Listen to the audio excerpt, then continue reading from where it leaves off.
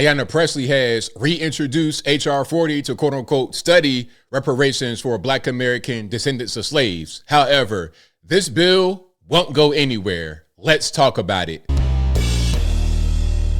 How's everybody doing? My name is Anthony Brian Logan, and today we got to talk about the Democratic House rep from Massachusetts, the Boston area, Ayanna Pressley, reintroducing H.R. 40 to quote unquote study reparations for Black American descendants of slaves. Now, as I said from the beginning, this bill is not going to go anywhere. It is at best just something to say, hey, look at me, I'm looking out for the Black people, without anything to show for it. Why do I say that? Why am I so pessimistic? That's a great question. Glad you asked. This bill was first introduced in the year 1989, 36 years ago. It was introduced every year for 30 years by a man by the name of John Kyers until he died. May he rest in peace. Sheila Jackson Lee, she brought it up every year until she died. May she rest in peace. Now, I guess Ayanna Pressley is the next person to carry the torch of this empty bill that's never going to happen. Look, it's been 36 years. If you're waiting on this to actually happen in the government, your whole life will pass you by in the meantime, okay? You're going to be old and gray before you see anything start to come together, and it probably won't even happen then. Now, before I go any further, let's get to a few clips here. First, we have House Rep Summer Lee, and we got a few more people. Then we're going to get to Ayanna Pressley. I'm going to link to all these videos, all the links, all the articles in the box. If you're on IG, Facebook, visit a link in the bio, go to the corresponding article on the website. But without further ado, let's go ahead and roll it. Happy Black History Month. Happy Black Futures Month, in an era, of course, where Black history is attempted to be erased, to obstructed, or whitewashed. The America we know today was built on the brutal enslavement and trafficking of stolen Africans forced to build this country on their literal backs. Despite, however, what Trump and his anti-diversity, anti-equity, anti-inclusion. I'm gonna pause you right there.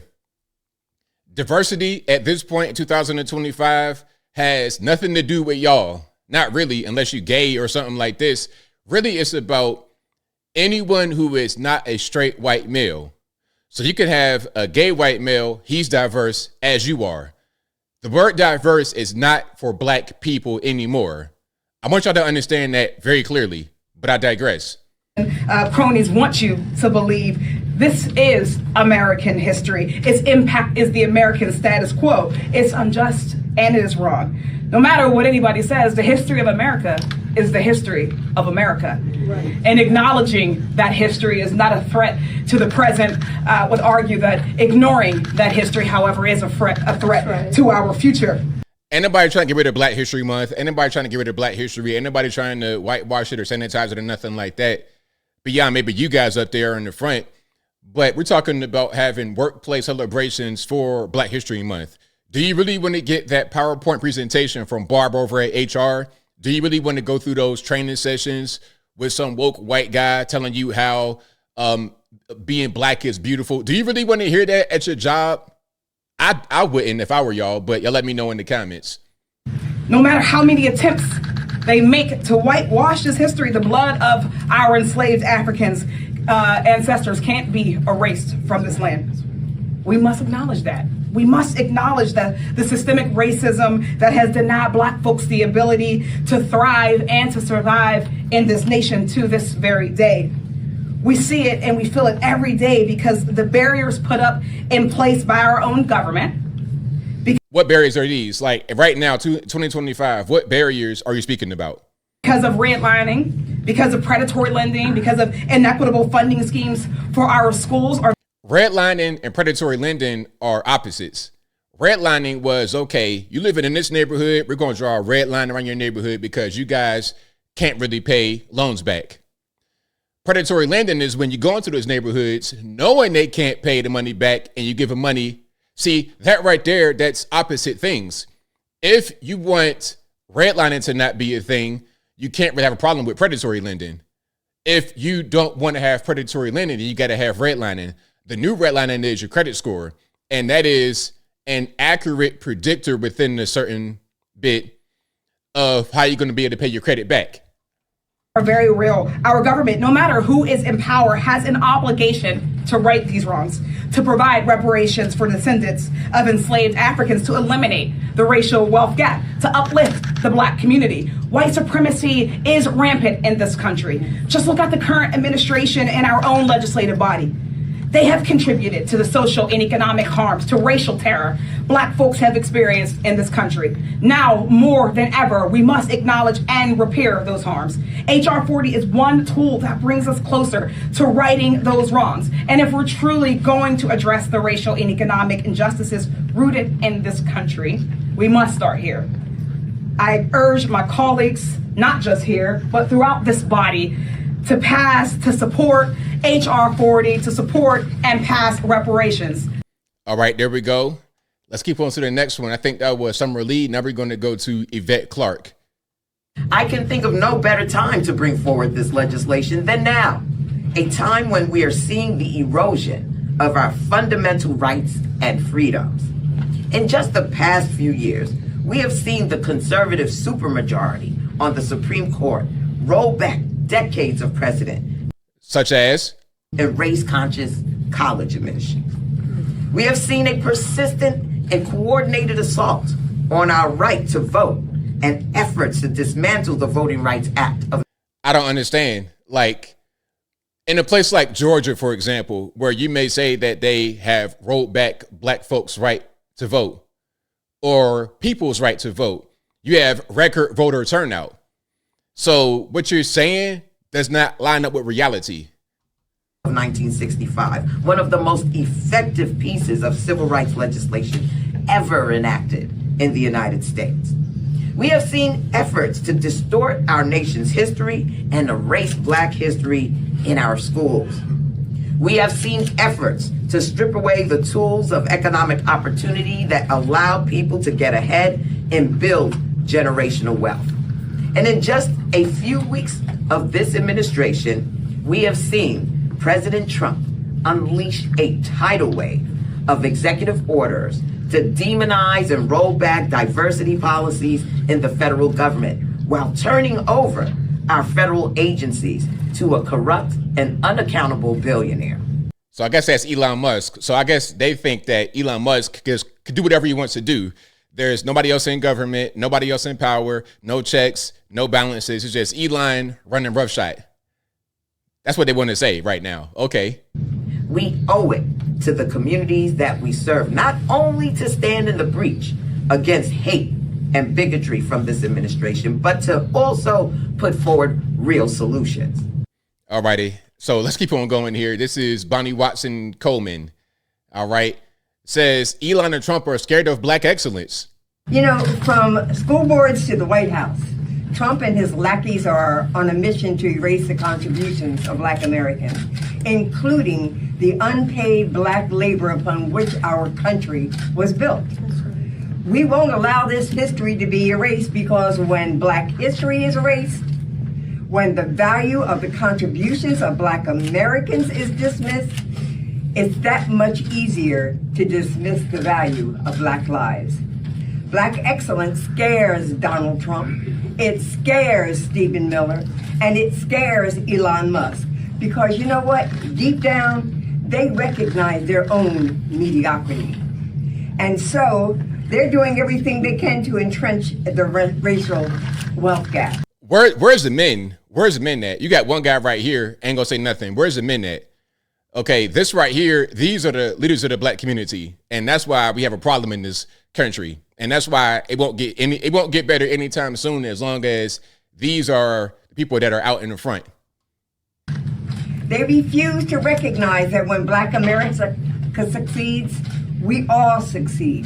When those on the bottom of the rungs of the economic ladder can climb, then the entire nation rises with them. So I'm grateful to my little sister, Ayanna, for picking up this legislation from the late, great Sheila Jackson Lee. Again, that's what I said. 1989 is when it was first introduced. 1989.